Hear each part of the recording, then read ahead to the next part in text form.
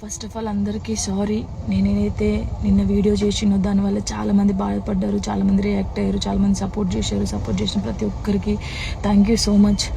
నేను చాలా రోజుల నుంచి అన్నీ చూస్తూ ఉన్నా, నేను ఏది ఎప్పుడు పట్టించుకోలేక, కానీ కొంచెం బాధ అనిపించి డిప్రెషన్లోకి వెళ్ళిపోయాను. ఎక్కడ నా ఫ్యామిలీ బాధపడుతారో నాకు చెప్పలేకుండా అని ఆ సిచ్యువేషన్లో అన్నీ ఆలోచించి డిప్రెషన్లోకి వెళ్ళిపోయినా తప్ప నేను ఎవరికి భయపడేదాన్ని కాదు.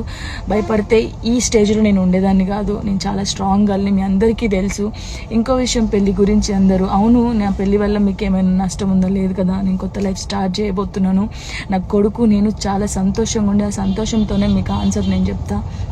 నిన్న చేసిన వీడియోలు కూడా కొంతమంది మంచి తీసుకున్నారు, కొంతమంది చెడు తీసుకున్నారు. అది ఆగదు ఎప్పటికైనా ట్రోలింగ్స్ అనేది. నాకు అది అర్థమైంది. నేను దాన్ని పట్టించుకోవాల్సిన అవసరం నాకు లేదు.